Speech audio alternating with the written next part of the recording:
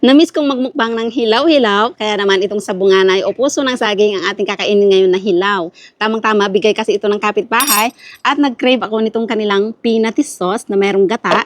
Meron din kapares na rice noodle, hilaw na ampalaya at fried chili. Pero bago natin kainin, syempre buksan muna natin.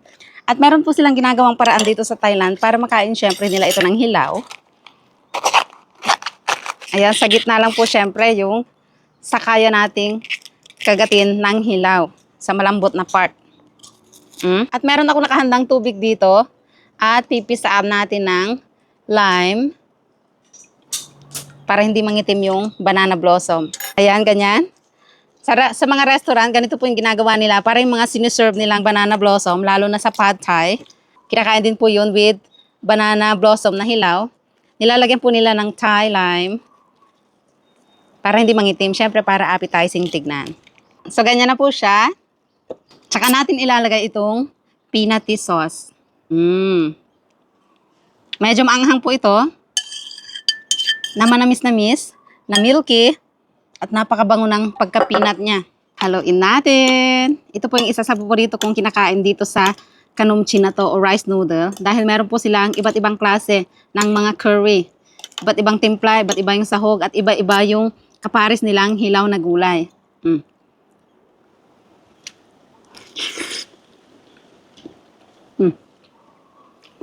Sarap. Puso.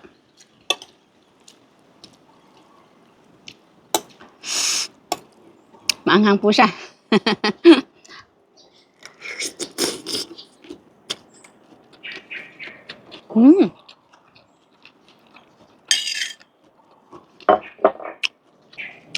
Andun pa rin yung pakla.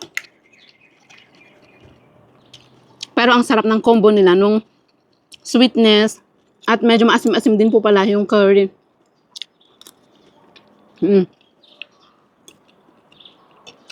Sarap. 'Di ba? Hindi na natin kailangan ilaga.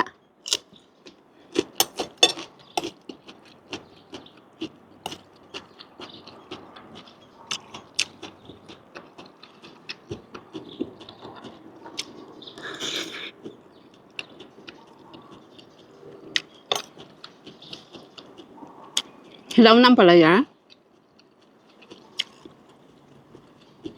Itong ganitong noodles po nila ay nabibili na, luto na, ready to eat. Malambot po siya.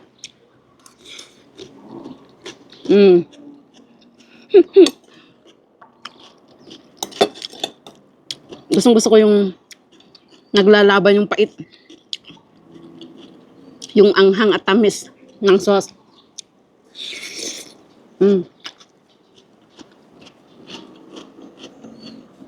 Wow.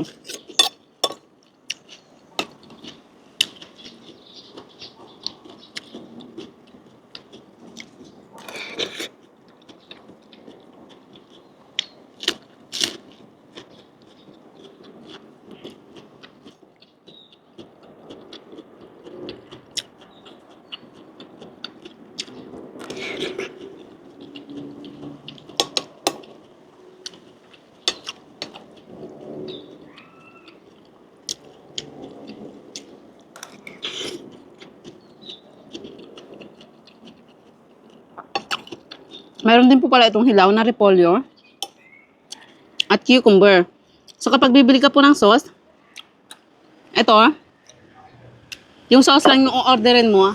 Pagkatapos yung mga gulay na i-slice na nila, malinis na, nakahilera na doon, ikaw na yung bahalang pipili kung ano yung mga gusto mong gulay na ipares doon sa sauce na binili mo.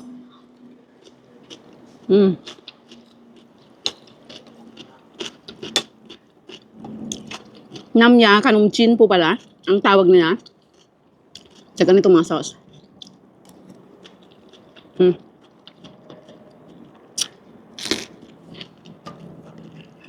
Nasugpot. Pero masarap.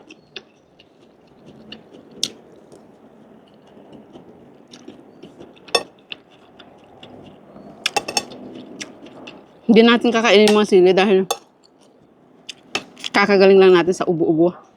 Baka tayo ubuhin na naman. So, yung mga ganitong gulay-gulay po o hilaw-hilaw na gulay na kinakain dito sa Thailand, may mga binabagayan din, mga sauce at mga sausawan. Siyempre, kung kakainin mo siya na yun lang, hindi masarap, di ba? Pero nasanay na sila na may mga sausawan, maaanghang, na pangkontra sa mga pait-pait, ayan. At kapag kasi kumakain sila, gusto nila may mga crunchy-crunchy talaga ng gulay.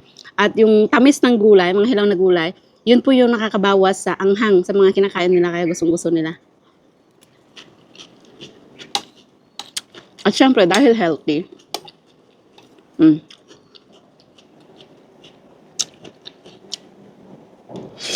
Mm. Dati ayaw ko ng sauce na ito. Nawiwirdan ako sa kombinasyon ng hilaw na saging at ampalaya. Kaya ang kinakain ko lang noon yung cucumber, yung mga matatabang repolyo na hilaw. Tapos nung lagi ko nang tinitikman, nasanay na rin ako at masarap pala siya. Hindi pala weird.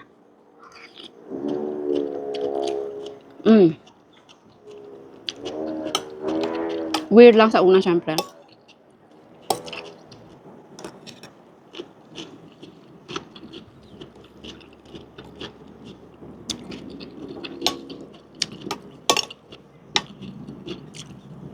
Habang tumatagal, umaanghang. mm.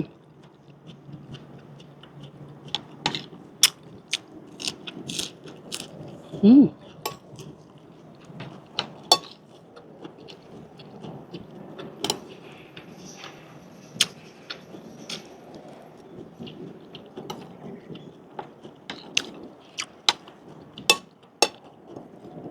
Dati, meron kaming kinakainan ng ganitong buffet.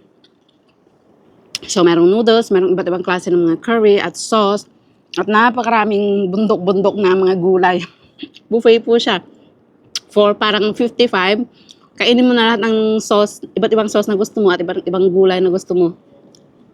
Napakamura lang at napaka-generous nila sa mga gulay.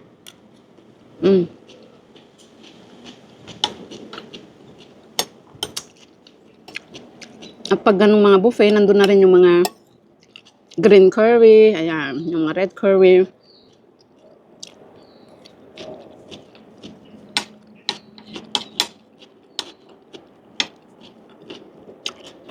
Mostly ng ganitong sauce ay merong gata. Yan, kaya kung magta-Thailand po kayo, tikman nyo ang kanong chin.